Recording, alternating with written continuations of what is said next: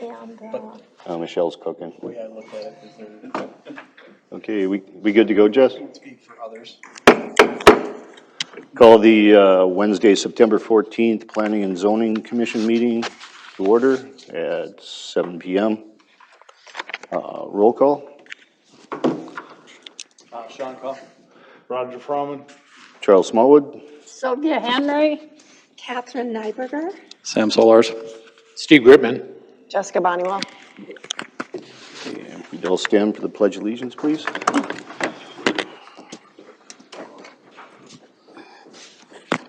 I pledge allegiance to the flag of the United States of America and to the republic for which it stands, one nation, under God, indivisible, with liberty and justice for all. Okay.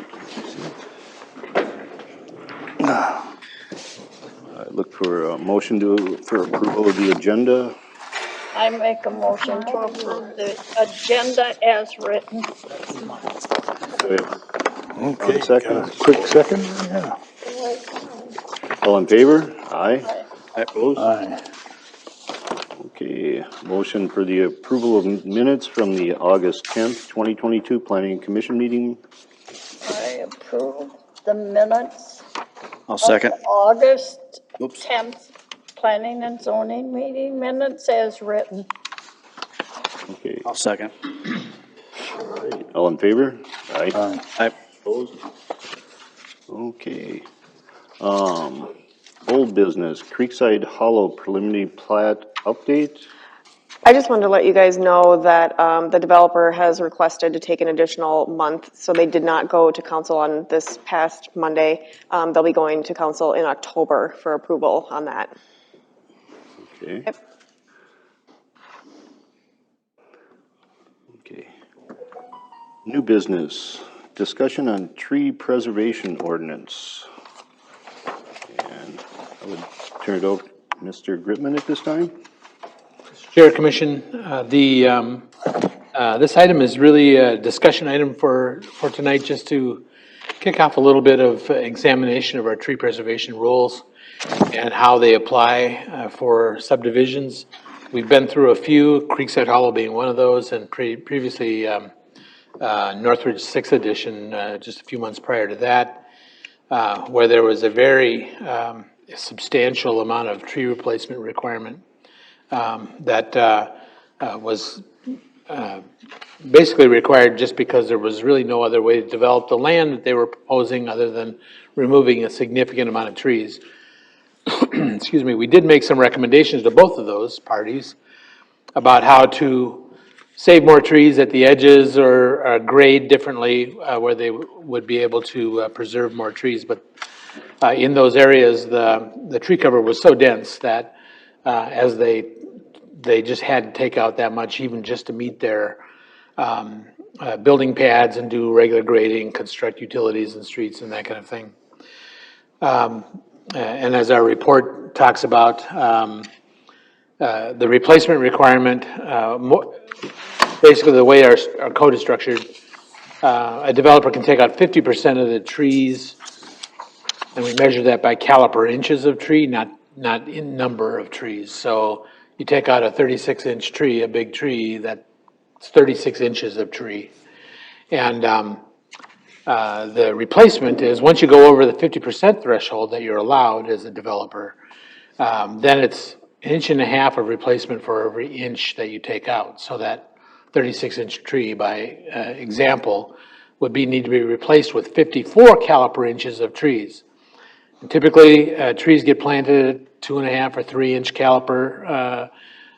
So you're talking about 20 trees replacing just that one.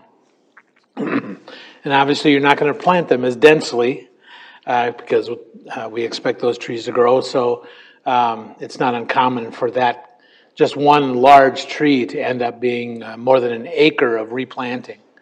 Most of these projects, 10, 15, 20 acres, don't have nearly that kind of territory to accommodate replanting within the plats. So our code then requires that all of that then immediately is required to be replanted somewhere else if The developer can work out an agreement with the city as to where those may be planted, or there is a cash payment for excessive loss.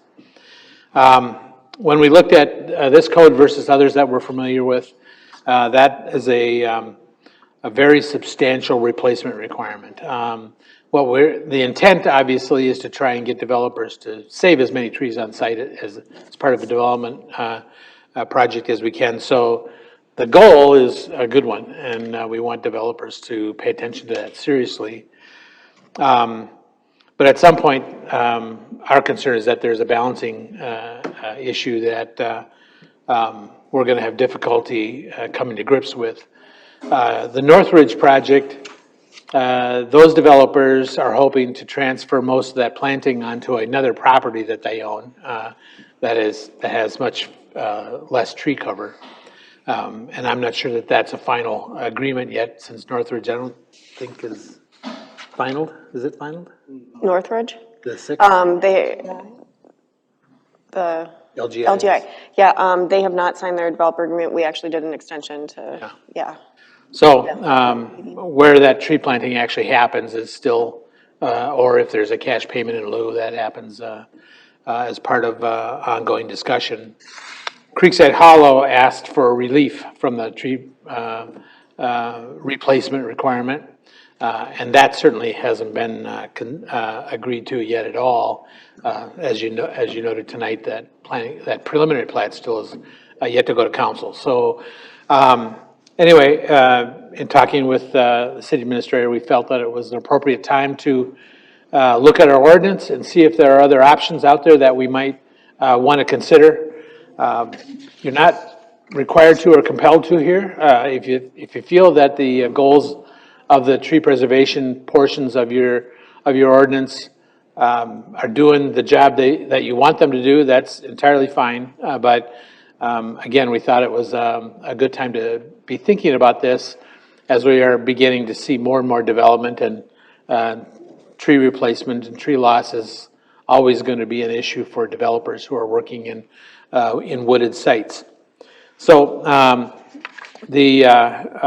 what we've presented here in the staff report, excuse me, is a few options for you just to think about. First of all, I laid out our current ordinance just so you had a chance to review that. The mitigation, as I mentioned, is either cash payment or off-site planting.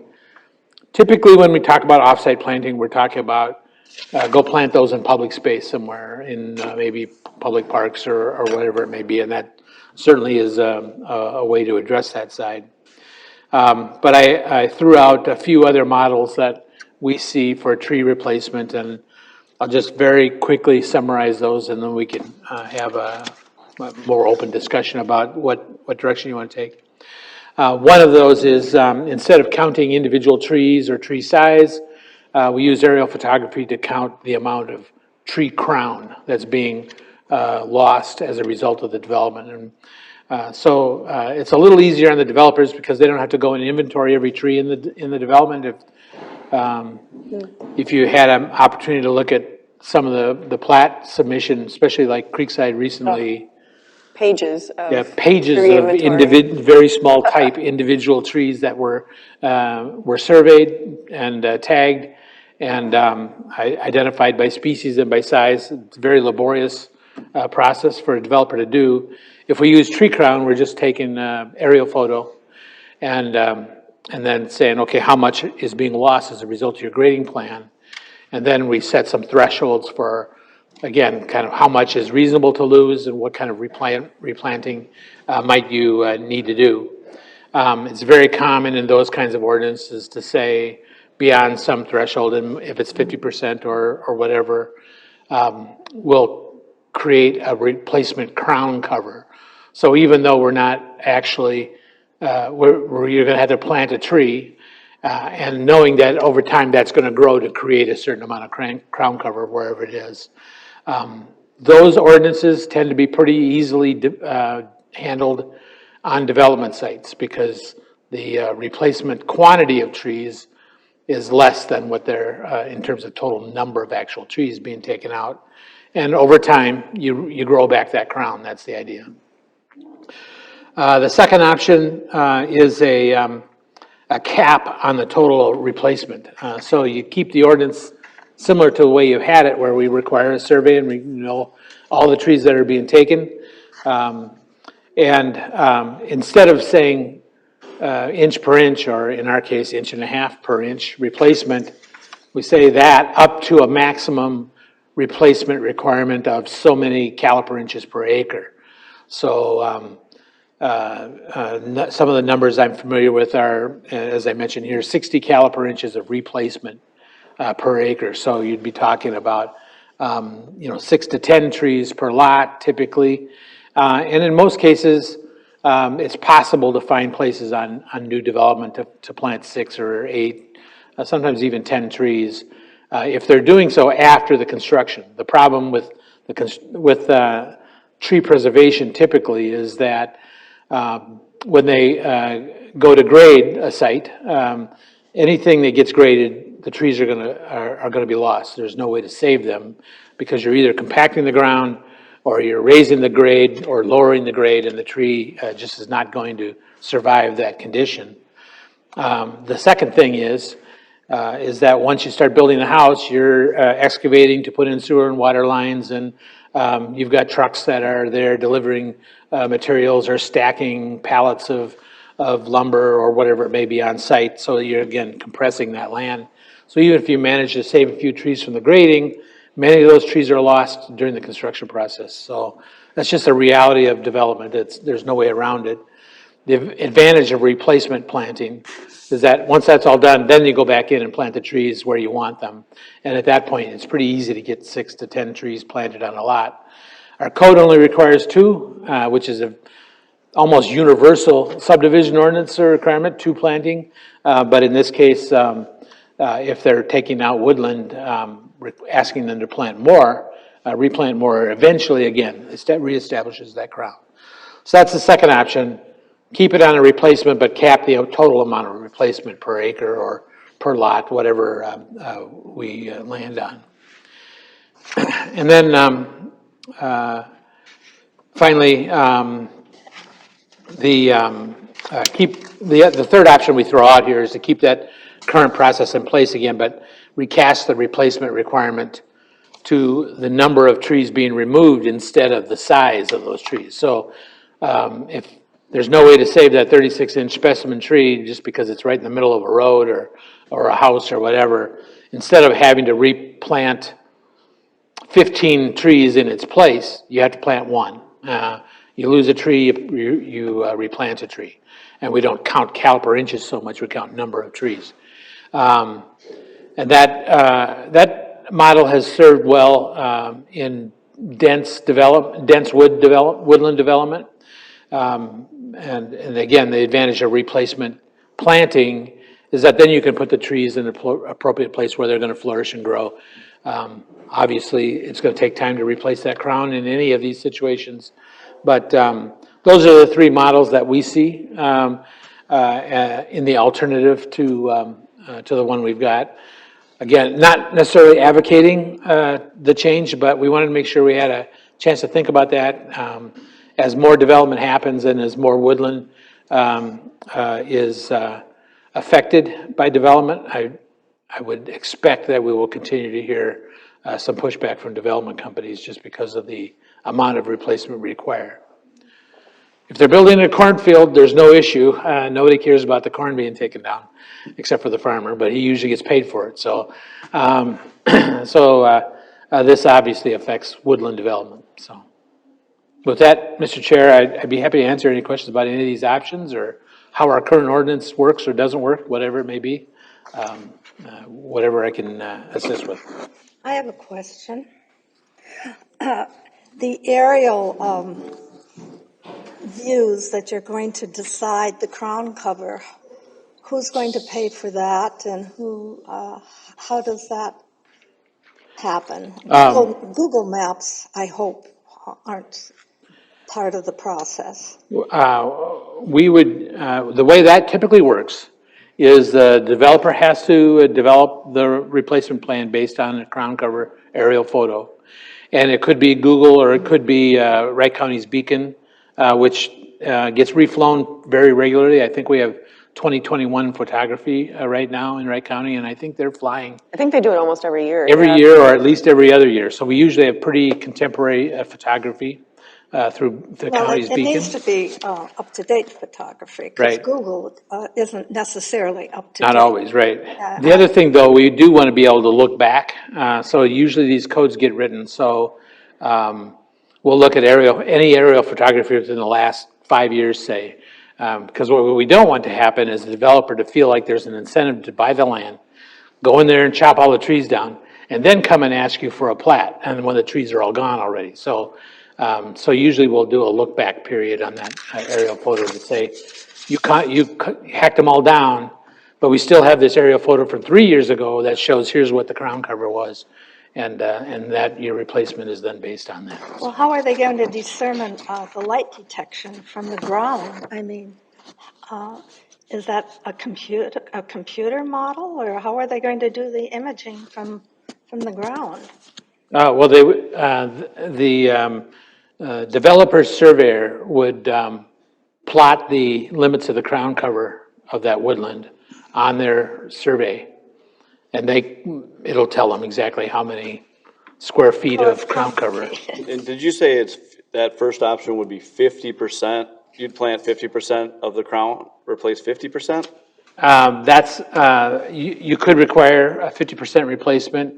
Because they're gonna grow, you said. Right, Yeah. yeah. So you don't want typically,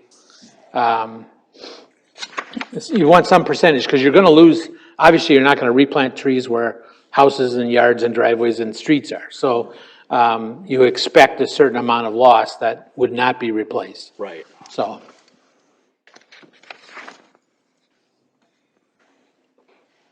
And then was the second option was 50% of the, what was the terminology used for like the diameter of the tree? In this case, Caliper, so yeah. that second option was 50% instead of 1.5, or 1.5 times, it was 50%?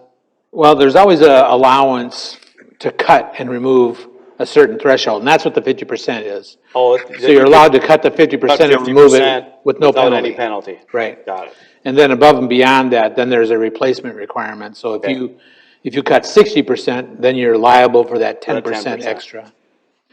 And the replacement requirement in the second option, we just would follow our current formula up to a maximum amount of replacement, you create a cap.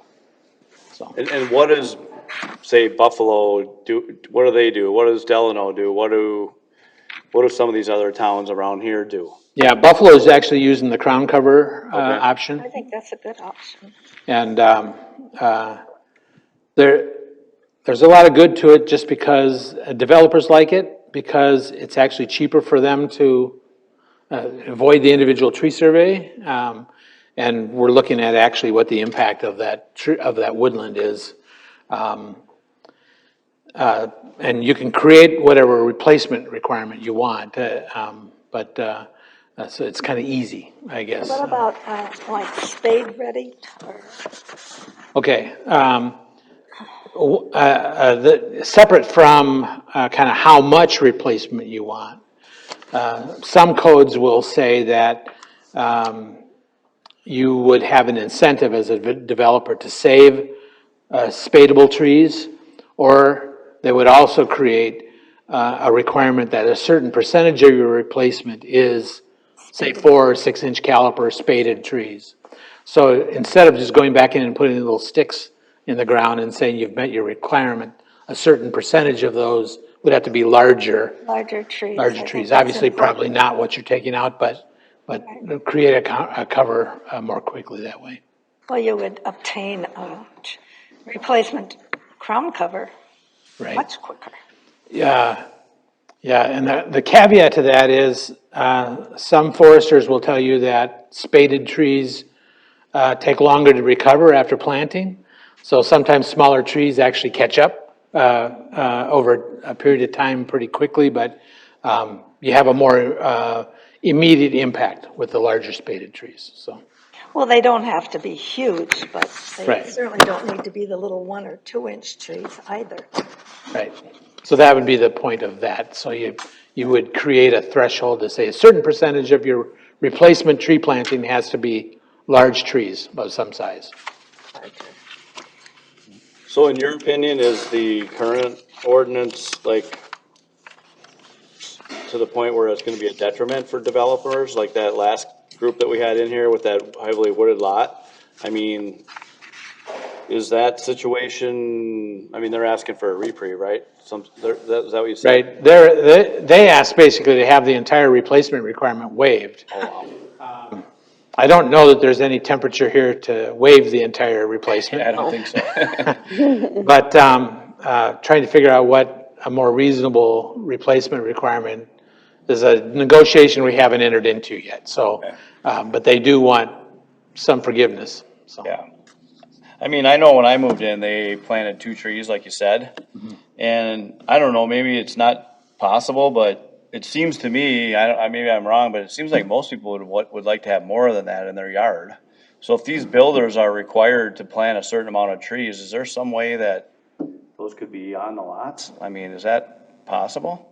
Yeah, that would be the goal here, would be to keep the replanting on the parcels that are being subdivided. Okay, So, but have a certain percentage or something. right, on create back on a those certain lots. percentage or a certain number on the lot, so that they do reforest, that area.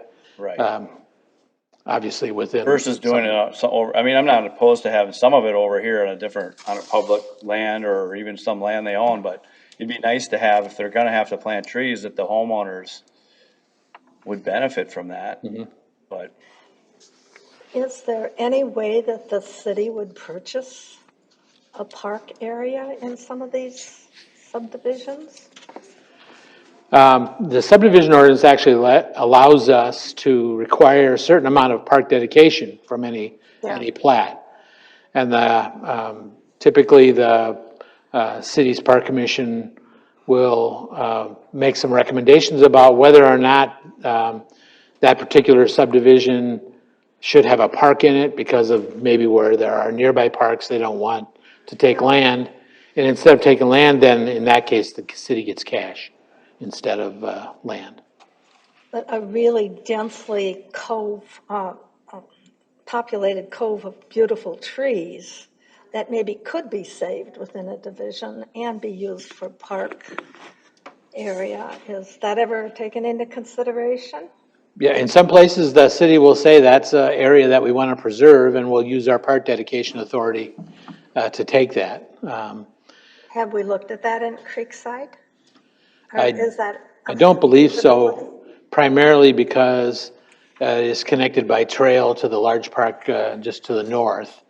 And so, and I'm not privy to all the park commission conversation, but I'm presuming that that's the case with that one.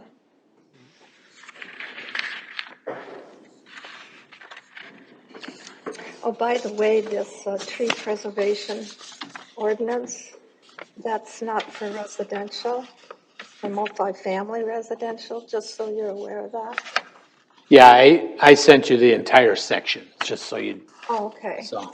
126, okay. That's in the zoning ordinance. We have the subdivision Yep, ordinance. and it's the next paragraph down is where that starts. Yeah, the subdivision ordinance is right below. Next paragraph down on your sheet. I'm looking at 1026, tree preservation. That's in the zoning ordinance. Yep, and then the next paragraph down is the subdivision. Yeah, Yeah, Right. yeah. The difference is yeah, you're right, the tree preservation section talks about, in the zoning, talks about the requirements in multifamily, commercial, industrial. right, it doesn't address residential. So that comes in the subdivision ordinance requirements, so Just I printed automatic. both of those. Okay. So, depending on the nature of the land use, one or either of these would apply. Okay.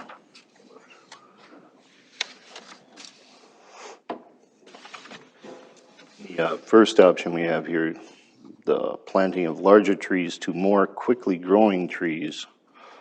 They had that problem, back in the 50s and 60s when they went to Chinese elms, where they'd shoot up 20 feet and fall over. And then procreate wildly. Well, what about the elm disease that's becoming prevalent within the city here. Yeah, the elm disease that, the Dutch elm affects American elms, Chinese and Siberian elms, which are kind of the weedy elms, unfortunately don't suffer from it. No. But there are some new, I don't know if I should have said unfortunately out loud, but there are some new varieties of elm that are being developed that are resistant to Dutch elm. Yeah. that's But what- there are some trees that, yeah, there are some canopy trees that we would not encourage being planted, and certainly American elm is one of those that almost nobody, I don't know if you can even buy them anymore. But green ash is now kind of on the outs because of emerald ash borer. So we see a lot of maple and oak and basswood, linden being planted now. Well, maple trees also have extensive root issues. Yeah, every tree has got Yeah. some kind of issue. Some kind of, So, right. Well, okay. We're still trying to avoid, though, being Nebraska, so. But there's no I Nebraska. just natives. wanted to clarify I'm familiar with diameter breast height, DBH. Yep, When you speak of caliper, you mean the same thing, the right? same thing, yep, DBH, the diameter breast Just height, electronic calipers today is Yeah. easy. Okay. yeah. Caliper is my shorthand for that. It's all That's good. the It's all good. nurseryman's reference, so that's very good. The other, I noticed in this document, right, that the word significant trees, but it's not defined. What's a significant tree? In many ordinances, they will set a threshold for the types of trees that need to be replaced. Okay. And usually that's trees that are larger than 6 inches in diameter breast height. Right. And of quality species. So box elder, Chinese elm, those kinds of things, usually developers can go in and take those out without penalty regardless. And then at some threshold, then a code will often describe, require a developer to identify a significant tree, and a significant tree might be a 30-inch or a 36-inch DBH size tree, in which case some codes will say you almost need act of Congress to take those out. They want those saved regardless, so work around them. Some codes will provide additional penalties for removal of significant trees at that threshold. So that's another aspect that you can regulate through. I think the argument against that is that there are many people who feel that trees of that size are probably not particularly long for the world at that point, and especially in an environment where there's a lot of development or urbanization going on. And so we take special efforts to save these large trees, and then 5 years later, a homeowner is left with a multi-$1,000 tree removal bill. So, so there's good and bad to the significant tree issue. I was trying to go through this laundry list, right? Yeah. And trying to apply whatever we come up with to make it fair and equitable for them, right? And one of the things that I kept noticing is that the way that our current ordinance is written, it kind of favors them to keep some, what I consider weed trees. Because it reduces their caliper count, right? Yeah. So they were keeping ironwood and some other trees that, I mean, I wouldn't keep them. So, but we also have the preference of having trees that have benefit, longer term benefit, or have, and I found some, there's some website, all this stuff didn't exist 5, 10 years ago, but there's now, the National Tree Benefit Calculator, right? That, the Arbor, et cetera. So I was going to pass these out, a bunch of links that I find interesting that, if I didn't have the time to go through their list, to run it through the National Benefit Calculator and come up with the benefit per tree, but if we did that, then I suspect an interesting pattern would develop. That it's not a number of inches, it's not the number of trees, but some trees have a significantly higher benefit as in terms of, there's like 10 different criteria that they evaluate to develop this benefit. Can you give And an example of those? Does that mean like shade or? it blocking was shade, privacy? intruding root system, ability to withstand drought and bad weather. So the probability of the tree living through, through bad times. I mean, just all kinds of factors, the amount of shade, that kind of thing. And so, I mean, I wish I had printed that one out, but anyway, I printed these links out. I didn't want to break any rules and email this to everybody, but you can just pass it around. Who's going to monitor the trees that will be planted? I mean, how are we going to facilitate planting a developer's property? Well, the issue is that with this list, right, some trees are oak, maple, or depending on what state you're from, et cetera, a noble tree.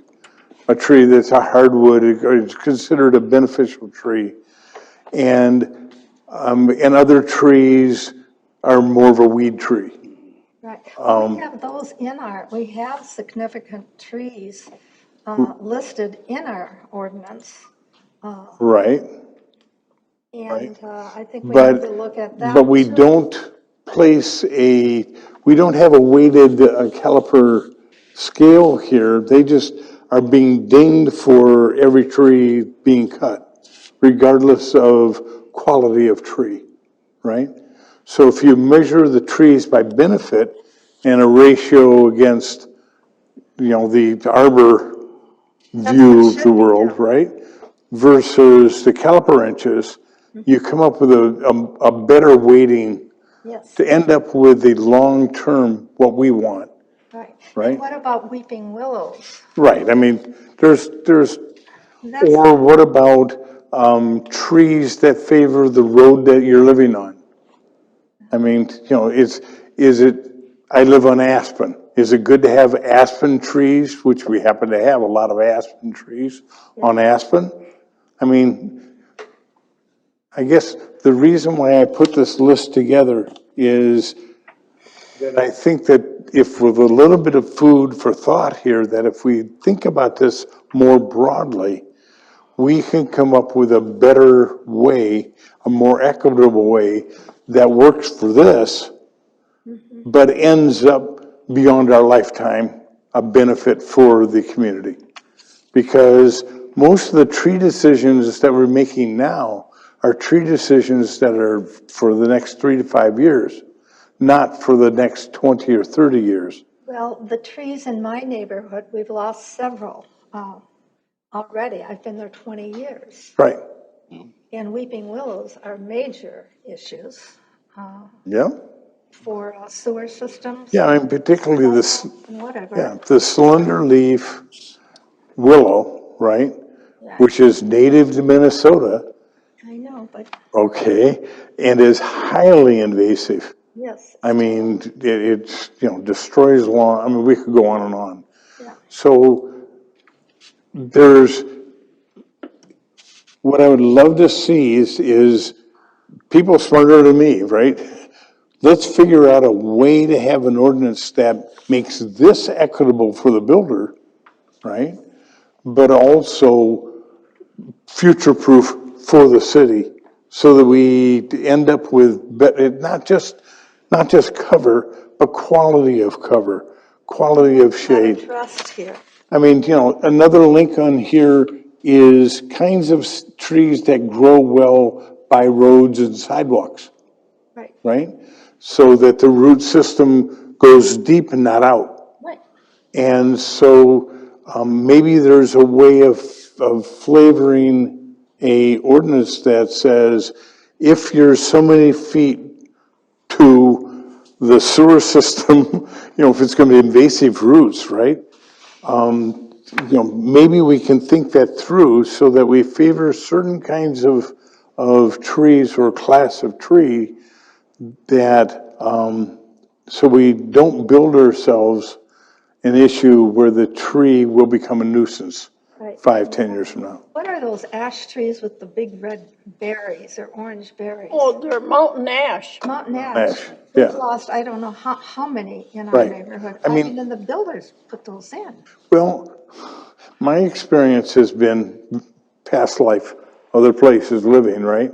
Right. That 90% of the decisions made by builders is whatever plants the best price That's right. and is available, they'll stick it in.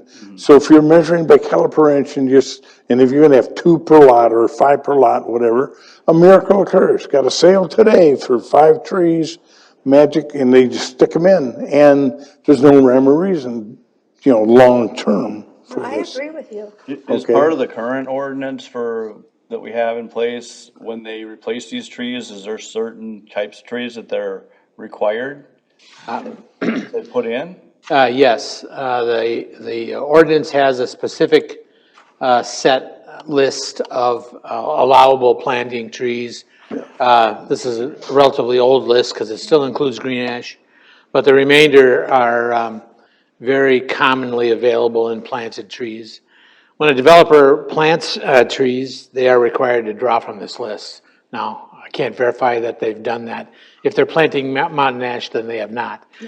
So basically what you're saying is we should look at They that are. list, right? Well, Isn't that kind of what you're saying? Yes, we need to make sure that the list doesn't We're include gonna change ash. something, at for that time that example. we change something, we should look at the list and make sure We should have it that right. someone that knows something about trees Yep. can determine if those are good trees. One of the things that that makes sense. one of the things that we're asking them to do is prepare a landscape plan as part of their plat. And they have to identify the species and size and the replacement trees, so we can review it and make sure that they're compliant with our rules, but also with more contemporary practice. And I appreciate the list. I'll certainly take a look at the sources and. I mean, the other thing is that I don't think we should penalize them for taking out a tree that's a weed tree. Yeah, and we don't. But there are ash on here, for example. Yeah. That they're keeping. Right. Which makes no sense, Right. right? They'll be gone soon, but Unfortunately, they will be. Yeah. I mean, just, so, they're not penalized for taking them out. And if they're diseased or damaged, or if they're ash, elm, box elder, ironwood, those they can take out without penalty and without counting against their denominator. I was seeing ironwood, No, they were counting them, they were counting them. but they're not required to keep them or penalized for removing Okay, them. okay, so they were interpreting wrong and, I think they were counting everything, so. I think Okay. in some developers' agreements that we have had in the past, that the property owner is given the opportunity to plant 2 trees in their front yard of their choice. I think that's in some of the developer agreements. if they have a sidewalk, for example, Pardon? if they have a sidewalk across their front yard, you may want to be careful about what kind of tree you plant next to a sidewalk. Same residents, I Right. think, are given the opportunity by the developers to plant their own trees. trees of choice. I didn't have that option. Well, I think I've read it in the past, they in just- some of the older, They just planted 2 trees. In some of the older subdivisions, that may have occurred, but we're well, we don't want that trying to to, happen. right, and we're trying to keep tabs on that, Yes. so. But I appreciate all those comments. It's good policy and good reminders, so. If we were to go with a cap type approach, what would you recommend? I mean, what are you seeing as far as caps on? A replacement cap. Yeah, like the replacement cap. Yeah, I think what we mentioned here was 60 caliper inches per, or DVH. Now you got me thinking that way, but 60 caliper inches per acre. And that way, a developer, if they're just planting 2.5 caliper inch trees, which is our minimum, they're planting 25 trees per acre replant. And that's a typical amount that you've Yeah. seen in other cities? Yes, and basically, and for most of our subdivisions, you should be able to get those on the lots after construction. So, And so which of these options that you went through, would you say the majority of cities have? I mean, you're aware of? let me scroll back to where that is here. Or are they moving towards a certain one more than the other? Yeah. I would say the most common is the second option where there's a replacement cap, which I see a lot of. If there's any trend, it's moving toward the canopy count instead of the individual tree count. Easier and cheaper. And yeah, it's easier and cheaper, it's easier to administer. And it's easier for the developer to, How would an evergreen be counted as far as like crown? 'Cause well, that's the advantage of the crown, because you can plot the crown spread of that tree from the aerial photo. So you don't have to worry about what the caliper or the diameter of that trunk is. And those are a particular problem when you use caliper inches, because evergreens don't grow the way deciduous trees grow. That number is all thought around deciduous canopy trees. So that's one of the reasons I like the crown. One of the other ones is that, yeah, then an evergreen is an evergreen. You're just looking at it from the aerial photo and seeing what its spread is. Right, so it's that base that would be considered part of the Right, crown. Okay. right. So they just have to replace the total area. Yeah, and then literally, they'll be able to, the surveyor's technology will plot that right out and in their CAD system. Oh, they've got some cool tools. And they'll say, boom, I'm removing 2 acres of crown cover. Okay, here's my replacement for 2 acres of crown cover, it's this. And so they'll prepare a landscape plan to show how they're meeting that requirement. And the city monitors that? I mean, We review that as part of the plat, right? And as part of the construction. Is that would be included as part of their landscape plan? Right. Yeah. Right. The landscape plan then will show, okay, we're gonna plant, Northwoods maple here, we're gonna plant, red oak here, we're gonna plant, white pine here, and here's my replacement count. We'll look at it in the plan, we'll count them up, we'll say you're consistent, and then the inspection after construction can verify that they did what they're required to how long do. has this ordinance been in place for replacing trees? Because nothing was replaced behind me. Everything was just clear cut. I'm gonna guess 20-some years. Yeah, so it's not necessarily monitored. Well, that was the past, and now we're trying to Yeah, change it to the Well, future that's why I here, asked so- the question. No, I get it. I mean, it almost seems to me like with this development that we just talked about at the last meeting, as far as the negotiation, one of these options is kind of what we are gonna have to come back with if we want them to develop, right? yeah, I'm not sure that the trees were the thing that were holding them back. The bridge. The bridge and the street road and the construction bridge. side of it were Access. part of that, but Access. probably the larger part, but Culvert. if we arrive at something that we like as a city, in lieu of what we've got, that's fine, and we can report that to the developer, and then they can, So them replacing 1.5 caliper of trees to 1 is not their issue. they have an issue with that, Okay. It's not the big But it's issue. not, It's not the yeah, big it's not the one. biggest Yeah. issue, probably. So if they, If they have 10 things that are a problem, that might be one or two. And the bridge and the streets are the other 8. okay, That was an issue. So, okay. So what do you want us to do? This is you guys. The right? only other question I have is, so that development is obviously, this is a huge impact on that. it Of would. the other areas in Montrose where there could possibly be development, are there other areas that are heavily wooded?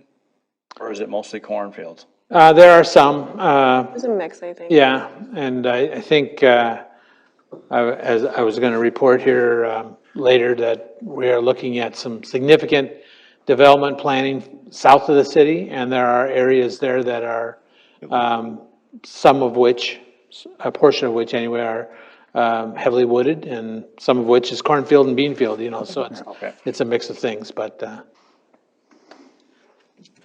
the companion here is to also think about what your tree planting requirement is per lot. If you are building in a bean field, do we want to say 2 trees per lot is enough, or do we want to change how we think about that too? But I'd say that's technically separate from our preservation and replacement requirement. In response to the question, what do we want? I just wanted you to discuss it, and if you have direction for us, we will develop some code language for you to talk about and consider, and then eventually hold a public hearing and consider the adoption. Yeah, so if you guys kind of have one of these that you're leaning towards, or that you think would be better, we can come back and have a public hearing and have some more discussion about that. Well, I ask you to take a look at this first A website, right? Yep. A benefit calculator. It's a different way of looking at things. And is there something useful in that kind of thinking? Yep, we'll definitely look at that. So everything's not just caliper. Sure. So, okay. No, it's very useful. And does the tree have benefit? I just want to ask the question. I mean, I think most of us here would agree that we do want development in the town. We want houses and people to come in, right? Yeah. Yeah. I mean, it seems to me like the crown thing is simpler, but what I kind of like the idea of having a number of crown replacement, but then also to go with that, a stipulation of what kind of trees that we want. And then the other thing is, I think if you're building in a cornfield, I'd like to, it's 2 trees that are both in the front yard. So then you got these backyards and there's not a tree around. I mean, where I live, there's not a tree in the backyard other than weed trees. There's giant weeds. They look more like weeds than trees. And you got plenty of water. And we got plenty of water, yeah. So I can't get trees to grow back there, but that's just me. I can't get anything to grow. But I'd personally like to see some of these lots that are in when they're knocking down a cornfield, maybe to have either 2 or 3 trees in the back. Well, I planted 23 trees in my cornfield lot. I have a forest. I might have to invite you over. There we go. But I mean, that would just be my, But the objective was that I have a multi-residential prospective assisted living facility and senior living facility behind me, which is fine, but there aren't permanent residents there. It's a rental, and people are coming and going Yeah. and coming and going. You don't know who the heck's back right. there. I mean, I think everybody likes trees for shade, for privacy. So having more trees on the lot, I can't imagine anybody's gonna be against that, but then again. Leaves. But some people don't like There's reasons, The wind we got out here, they just blow away. There's issues with trees also. You have chipmunk issues. Squirrels. Squirrels. You have all kinds of, riffraff that is It's a tree associated forest. with them. Gophers. I mean, are most of you in agreement that we I love my trees. wanna change it from the 1.5? Pardon? Is there anybody who thinks that we should leave it at the 1.5? That we have now, the current ordinance? Is there anybody that strongly feels like that? I don't think we should have 1.5 caliber. Is that what you're saying? No, I'm saying the current ordinance is, for every 1 inch of caliper you take down, you have to plant 1.5. And I think what I heard was that that's sort of restrictive towards the idea of people coming in and developing here. So I'm just wondering if anybody thinks we should keep what we have now. No, I think it should be amended. Yeah, I think it should be revisited, and we can look Yep. at one of these options that were presented by Mr. Gridman, and Is there a consensus about which Yeah. direction we want to take, What are you or guys leaning towards?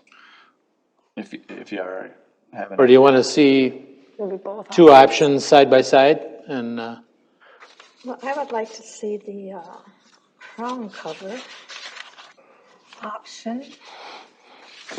Which one of these is, I mean, between the second option and the third one, which ones do the builders like the least?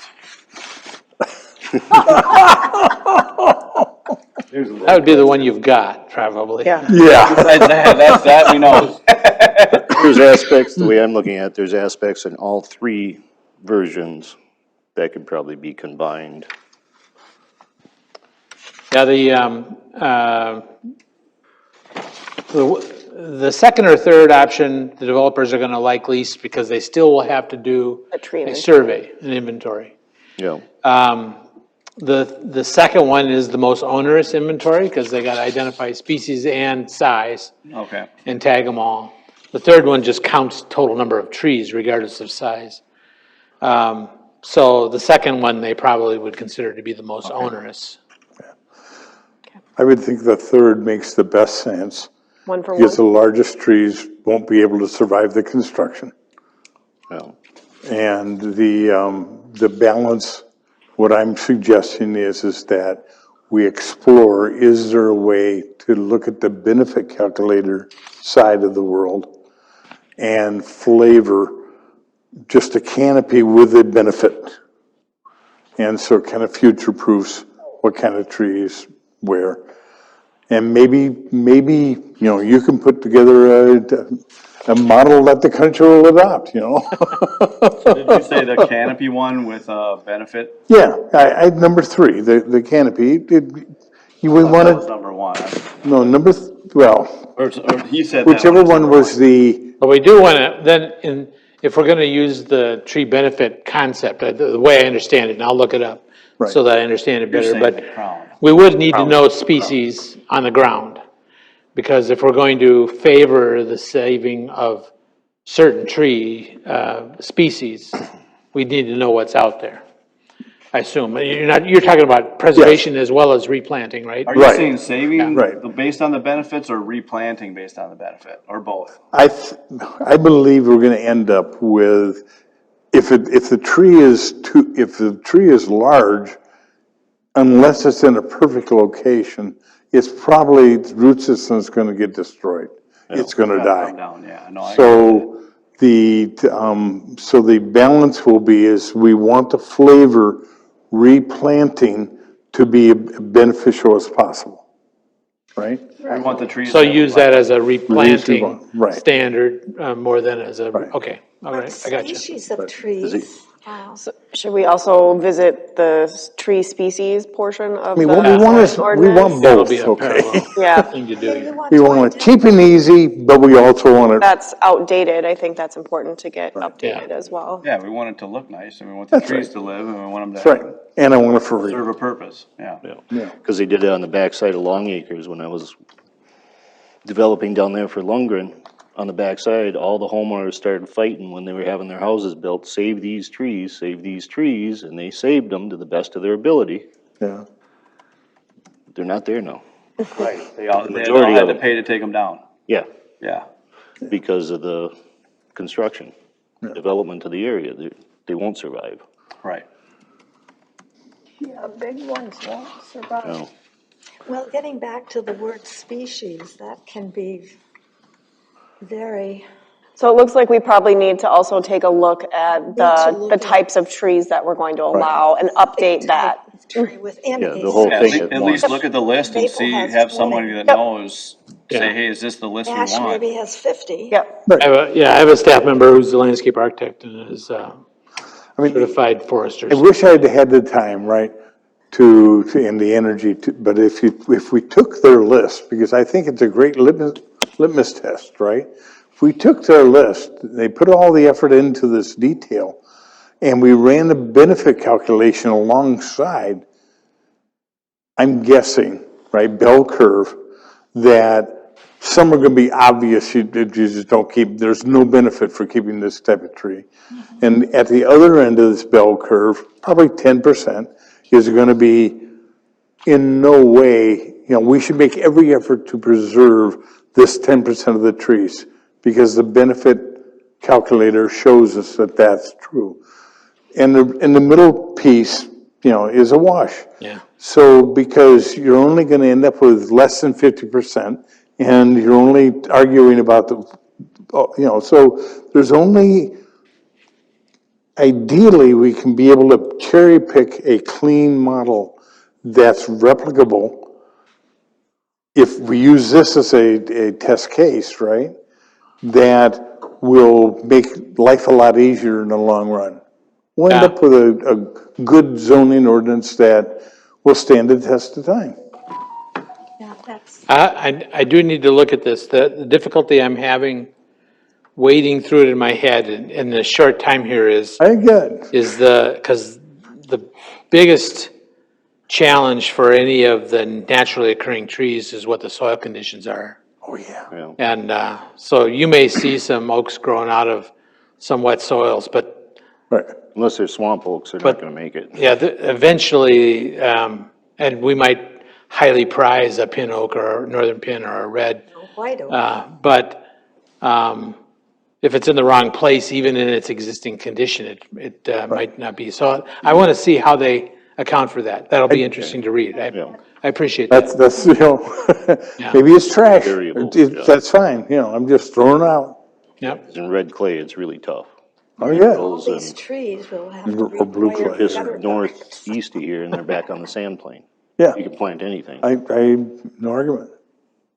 So, So yeah, the trees that are on the list should obviously be trees that grow in whatever the soil is here. I mean, that, right, goes without saying. Yeah. Maple It hasn't been that way. spruce. have we confused you completely, or? Oh, I have a plan. Okay, So, all right. Ashes are Varies from the south end of town to the northeast. Oh, wow, okay. I mean, So they're not all bad. yeah. It's the greens that are the problem right now. Very good. Well, I will plan then for our October meeting to bring back some ordinance language, and we might have a couple of still alternatives to think about out of that. Yeah. And we'll look at the list of acceptable trees and try and apply some of this benefit calculator concept to it if I can Great. figure out how to do that. Yeah. And, Your tree expert. pardon? Who will be your tree expert? One of my staff members is a forester and registered landscape architect. Great. He will be my Okay. tree expert. There you go, yeah. Okay, thank you very much. Thank you very much. Thank you. And to go right back to Mr. Whitman, updates from city planner. All right. So, updates. I mentioned the discussion related to development south of the community. We're looking at concept plans for a very large development and hundreds of units on hundreds of acres.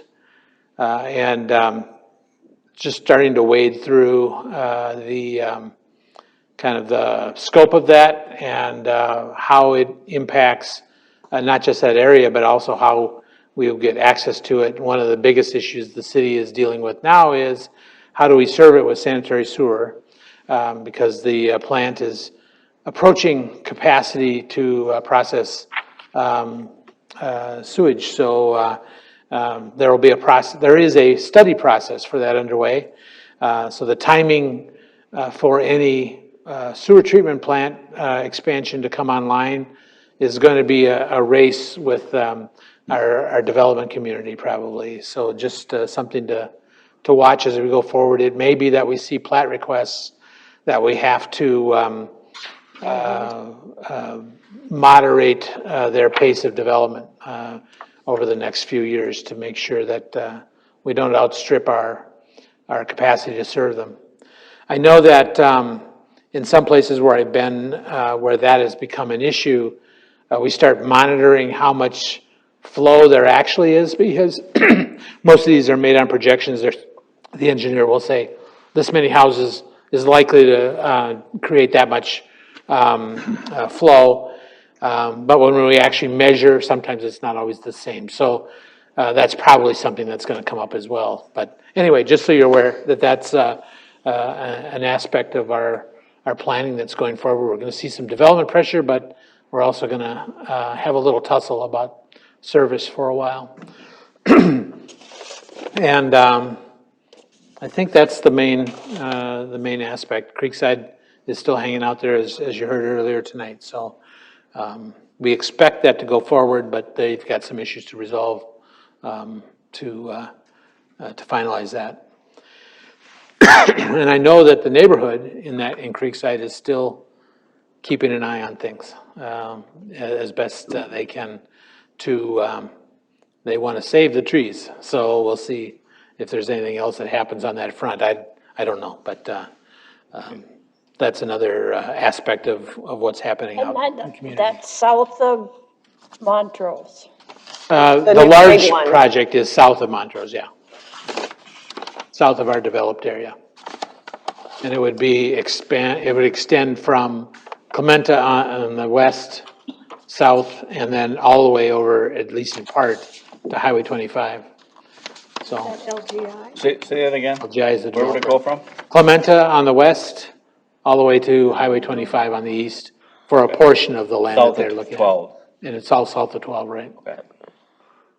Is there any inclusion in that to get that road? I mean, I know it's Maryville Township, but I mean, have we might need to put that in, where's that at? That road going north on Clementa? I know I talked to, I think Kirby, and he said that, you know, they were complaining, Marysville Township, you know, with all the traffic going north on Clementa, I call them all the time and say, this road is in bad shape, you guys need to get back out here. And the last time I called them, the guy said, you know, this is costing us too much to do this. And I ended up talking to Kirby, and he talked about the idea of Montrose. Well, they wanted us to, what he told me was they wanted us to pave it, but it's still their road, which is obviously not gonna happen. But is there some way we could, you know, the city could acquire that road and then we could pave it, but it would be ours? I mean, if we're gonna put that, you know, if there's that much more development happening, you know, we just need more ways out of. Roads are always a huge deal when we extend our development territory out into the township. And that will definitely be part of the negotiation, both with the township side of it, but also with the developer. And in my experience, and I believe Montrose is in this camp, almost always we will ask the developer to cover those extraordinary costs. So they will be having to deal with that aspect of developing as they push out into the township territory. So there's a possibility that that developer that's putting, you know, 100-some units in, part of that deal would be, hey, we need you to pay for that to be. We have to determine what roads the city is willing to take and where that traffic is going to go, and that'll all be part of the development planning process and the annexation negotiations too. Yeah, And who's paying for it? It might be part them, part the city, part Marysville Township.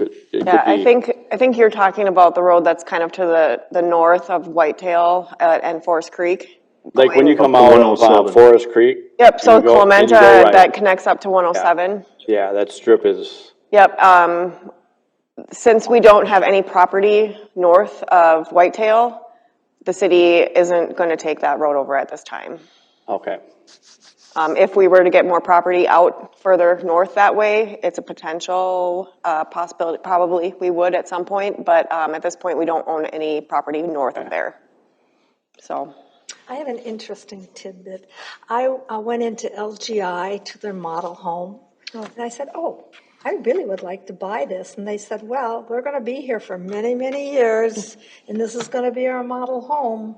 So don't plan on it. It is beautiful, though. Yeah. Yeah. Yeah. That's definitely also an aspect that we'll want to monitor is model home development on large projects and how they set those up. LGI is routinely does that. They set up a sales center and then they hang on to it while they develop around. And Right, so, and that's exactly what they told me. Yeah. Don't count on this. We're going to be here for years. you know. so we want to make sure that that role doesn't interfere with the rest of the residential neighborhood that they're building around it. So that's part of What the, about these association maintained communities? Are people pursuing that, or are builders pursuing that? I hope not. sometimes HOAs, yeah. it depends on the nature of the project. In some cases, there's a lot of advantage to that because if you get particularly small lots, it's nice to have association management and mowing and snow removal in those places because it can become burdensome for people that have small lots and small garages and don't want to have the lawn care equipment to do it. So there's a threshold, but monitoring the association is also another thing that we learned from the 2007, 2008 period, so. Not always easy. Alright. Well, is there anything else? Okay, our next meeting will be Wednesday, October 12th, 2022, here at the Community Center at 7 PM. I look for a motion to adjourn. I make a motion to adjourn. Second. All in favor? Aye. Opposed? I will adjourn the meeting at Do you have anything to do with 8:08. commercial development Thank you. at all? 8:08? Yeah, going by my watch. Just 8:08. checking.